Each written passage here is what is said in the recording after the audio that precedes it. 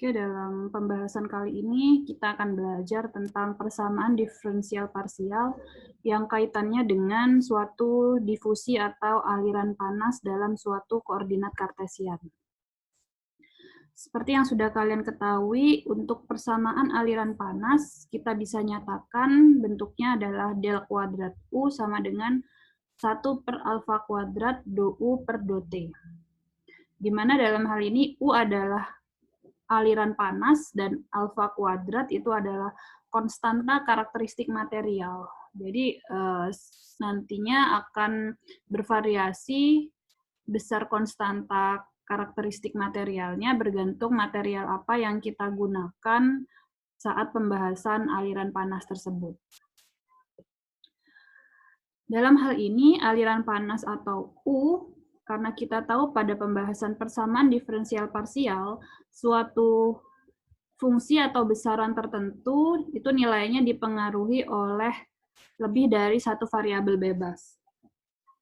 Jadi dalam hal ini misalnya aliran panas dipengaruhi oleh posisi, misalnya 3 dimensi di situ posisi ruang, di mana koordinatnya adalah X, Y, Z, dan selain posisi juga besarnya aliran panas akan dipengaruhi oleh waktu.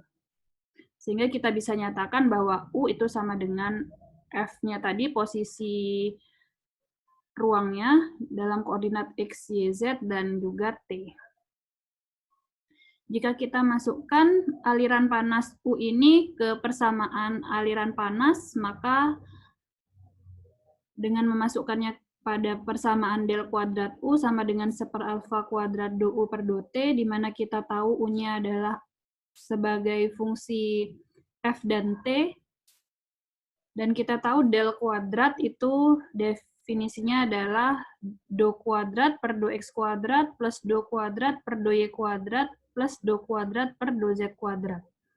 Jadi kalau kita masukkan di sini U-nya adalah Ft, maka dengan menggunakan definisi del kuadrat, kita akan dapatkan T del kuadrat F sama dengan 1 per alfa kuadrat F dt per dt. Jika kita bagi kedua ruas dengan Ft, maka kita akan dapatkan separasi variabel di mana ruas kiri hanya mengandung variabel F dan untuk ruas kanan hanya mengandung variabel T. Jadi yang ruas kiri adalah 1 per F del kuadrat F, yang ruas kanan adalah 1 per alfa kuadrat 1 per T dt per dt. Kemudian, jika kita misalkan besarnya ruas kiri itu sama dengan ruas kanan, itu sama dengan nilai suatu konstanta yang kita nyatakan sebagai min K kuadrat, maka akan didapatkan dua persamaan, yaitu 1 per F del kuadrat F sama dengan min K kuadrat, atau kita juga bisa tuliskan bahwa del kuadrat F plus K kuadrat F sama dengan 0. Dan untuk persamaan yang kedua, kita bisa tuliskan bahwa 1 per alfa kuadrat seperti dt per dt sama dengan min K kuadrat. Atau kita bisa tuliskan bahwa dt per dt sama dengan min K kuadrat alfa kuadrat T. Ini misalnya adalah persamaan yang kedua. Kalau kita lihat persamaan 1 ini adalah yang kita sebut sebagai persamaan Helmholtz. Yang bisa kalian lihat bentuk persamaannya pada buku Mary L. Boas halaman 620. Nah, kemudian persamaan kedua ini kita bisa hitung. Jadi dari persamaan kedua ini, setelah kita hitung, kita bisa dapatkan bahwa T-nya itu setara dengan eksponensial pangkat min K kuadrat alfa kuadrat T. Selanjutnya kita coba pada perhitungan aliran panas pada suatu sistem. Misalnya di sini saya punya suatu lempeng dengan ketebalan L, dan pada kasus ini kita misalkan bahwa Y-nya itu panjangnya adalah tak hingga. Nah, pada analisa suatu aliran panas, kita akan selalu meninjau bagaimana kondisi di koordinat awal dan kondisi di koordinat akhir. Nah, karena dalam hal ini koordinat pada sumbu Y, di mana Y-nya sama dengan tak hingga, sehingga kita tidak bisa menentukan secara pasti di mana Y-nya, karena Y-nya sama dengan tak hingga. Nah, maka di sini kita abaikan sumbu Y-nya. Sehingga kita cukup perhitungkan pada kasus ini adalah bagaimana aliran panas pada sumbu X. Atau sama saja pada kasus ini kita akan pelajari bagaimana persamaan aliran panas pada sistem satu dimensi, di mana aliran panasnya hanya berubah terhadap sumbu X-nya. Jadi kalau kita gambarkan di sini misalnya bahwa panjangnya adalah sama dengan L, dimulai pada kondisi awalnya X sama dengan 0, sampai kondisi akhirnya X sama dengan L.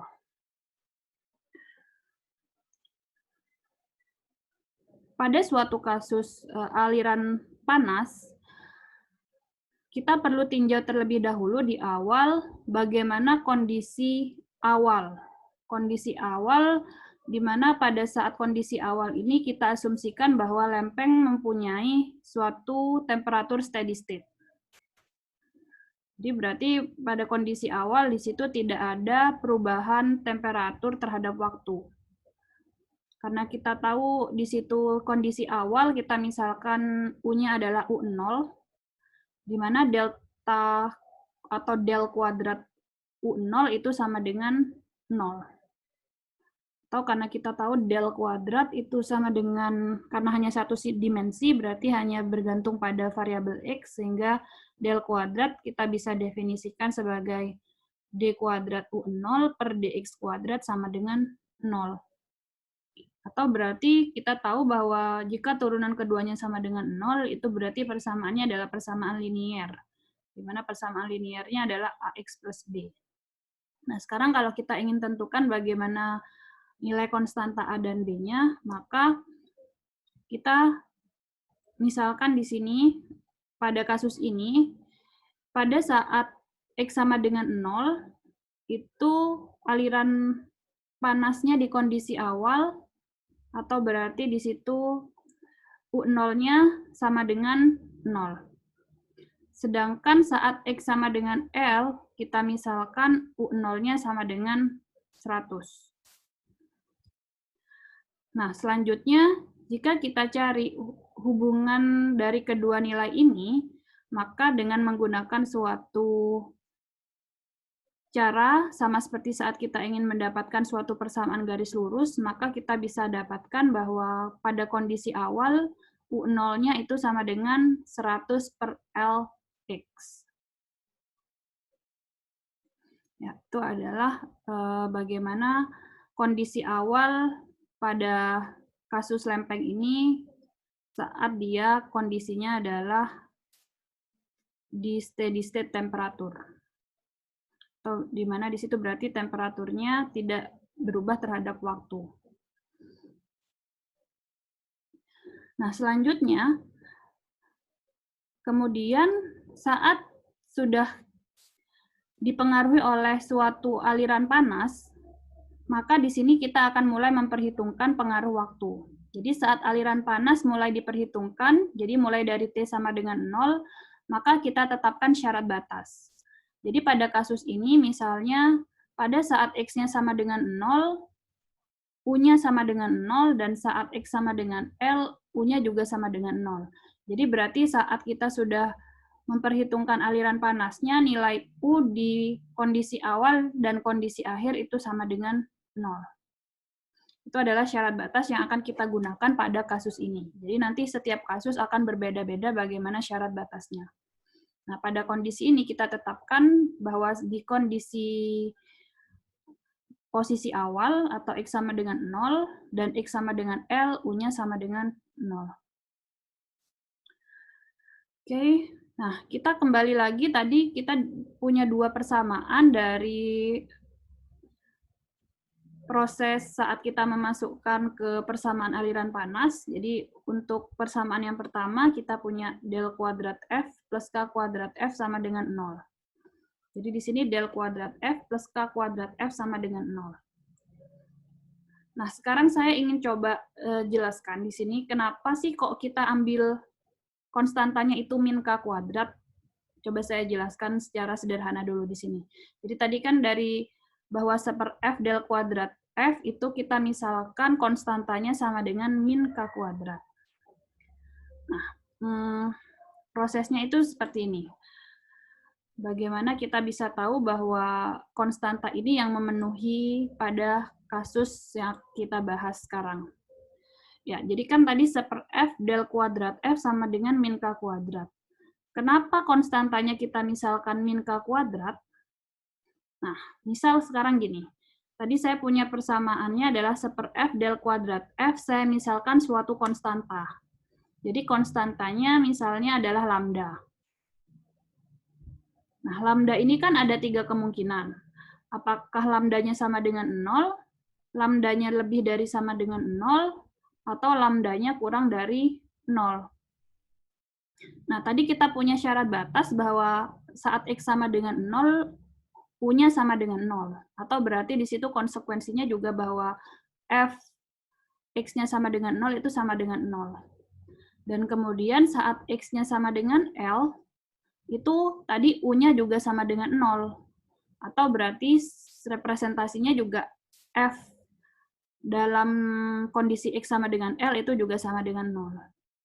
Nah, sekarang kalau kita masukkan syarat batas pada kondisi ini, sekarang kita ambil saat lambdanya sama dengan 0, maka dengan memasukkan ke persamaan yang ini, maka kita punya del kuadrat F per F itu sama dengan lambdanya 0.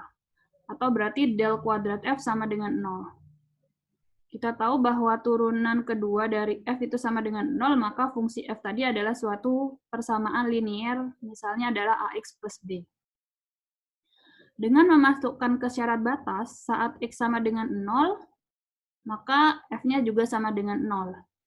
Maka kita dapatkan dari sini B-nya sama dengan 0. Jadi kalau B-nya sama dengan 0, maka solusinya menjadi fungsi F-nya sama dengan AX. Selanjutnya, kalau kita masukkan ke syarat batas yang kedua, saat X-nya sama dengan L, maka F-nya juga sama dengan 0. Sehingga kalau kita masukkan ke persamaan yang terakhir ini, jadi 0 sama dengan AL. Jadi A-nya sama dengan 0. Sehingga berarti nanti Fx-nya sama dengan 0. Jadi kalau Fx-nya sama dengan 0, nanti di semua kondisi U-nya sama dengan 0. Itu kan tidak mungkin terjadi. Jadi di sini tidak mungkin jika Fx-nya sama dengan 0. Jadi lambda sama dengan 0 itu bukan merupakan solusi yang bisa kita gunakan untuk nilai konstanta dari seper F del kuadrat F. Nah, selanjutnya jika lambdanya lebih dari 0. Jika lambdanya lebih dari 0, misalnya kita ambil nilai lambdanya adalah K kuadrat. Kalau nilainya adalah lebih dari 0, di mana tadi sama dengan K kuadrat, kita masukkan ke persamaan yang ini. Jadi seper F del kuadrat F sama dengan lambdanya adalah K kuadrat. Atau kita bisa tuliskan del kuadrat F sama dengan K kuadrat F. Atau sama dengan, di situ adalah del kuadrat F min K kuadrat F. Ini F ya. Ini adalah F. K kuadrat F sama dengan 0. Sehingga kita tahu bahwa solusinya bahwa Fx-nya adalah A E pangkat Kx plus B E pangkat min Kx. Nah, sekarang kalau kita masukkan ke syarat batas saat X sama dengan 0, maka F-nya sama dengan 0. Jadi kalau kita masukkan ke persamaan solusinya ini, 0 sama dengan A plus B, karena E pangkat 0 sama dengan 1. Dan E pangkat min 0 juga sama dengan 1. Sehingga nilai A-nya sama dengan min B. Jadi kalau kita masukkan ke hubungan solusinya, fx sama dengan A E pangkat kx min E pangkat min kx. Nah, kemudian saat x-nya sama dengan L, maka tadi f-nya juga sama dengan 0. Jadi dengan demikian kita punya bahwa 0 sama dengan A kali E pangkat x-nya kita ganti L. Jadi karena nilai E pangkat KL min E pangkat min KL tidak mungkin sama dengan 0, berarti yang memungkinkan adalah A-nya yang sama dengan 0. Ya, jadi dengan demikian, karena A-nya sama dengan 0, berarti nilai fx-nya sama dengan 0, dan itu tidak mungkin kita gunakan. Karena kalau fx-nya sama dengan 0, berarti nanti pada semua kondisi U-nya juga akan sama dengan 0. Nah, yang terakhir, jika kita gunakan lambda itu kurang dari 0. Jadi misalnya lambdanya adalah min k kuadrat. Min k kuadrat adalah kurang dari 0. Nah, di sini yang akan kita bahas. Apakah nanti fx-nya sama dengan 0? Ternyata tidak. Coba kita buktikan. Kalau kita kembali ke permisalan tadi. Nah, sekarang kalau kita ambil syarat batas yang pertama. Jadi del kuadrat f plus k kuadrat f sama dengan 0. Ini saat kita ambil tadi nilai konstantanya adalah min k kuadrat. Maka kita tahu solusi dari del kuadrat f plus k kuadrat f sama dengan 0 itu adalah a sin kx plus b cos kx. Jadi dengan mensubstitusikan syarat batasnya tadi bahwa saat x sama dengan 0, maka f-nya sama dengan 0, maka kalau kita masukkan ke solusinya ini adalah sama dengan f-nya 0, itu sama dengan a kali 0 plus b. Kali cos 0 adalah 1. Sehingga b-nya sama dengan 0. Maka kita dapatkan solusi f-nya adalah a sin kx setelah kita masukkan syarat batas yang pertama. Kemudian untuk syarat batas yang kedua adalah jika u-nya sama dengan 0, saat x sama dengan L, maka otomatis f saat x sama dengan L itu juga sama dengan 0. Jadi kalau kita masukkan ke solusi yang terakhir tadi, bahwa f sama dengan a sin kx, jadi saat 0 sama dengan a sin k, x-nya adalah L. Atau sama dengan, di sini 0 sama dengan sin KL. Jadi kita tahu bahwa kalau kita lihat di sini semua nilai sin NP itu sama dengan 0. Jadi nilai 0 di sini kita bisa gantikan dengan sin NP sama dengan sin KL. Atau berarti K-nya sama dengan NP per L. Nah, kemudian kalau kita masukkan bahwa F-nya itu adalah A sin KX tadi sebelumnya, dan setelah kita gunakan syarat batas yang kedua, kita dapatkan K-nya adalah NP per L, maka kita bisa tuliskan bahwa F sama dengan A sin NP per L X.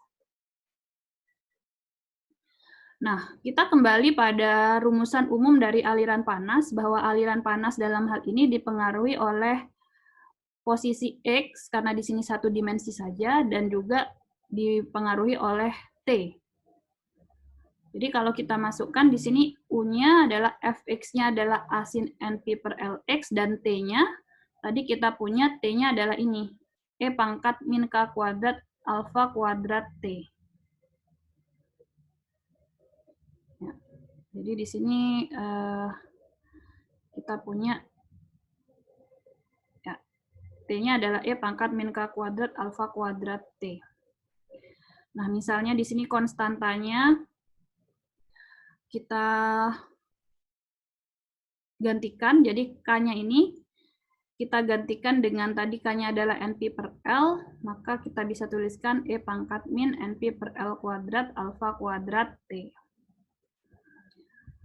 Atau nantinya kita bisa tuliskan persamaan 8, di mana di sini U-nya sama dengan A sin NP per Lx, E pangkat min NP alfa per L kuadrat T.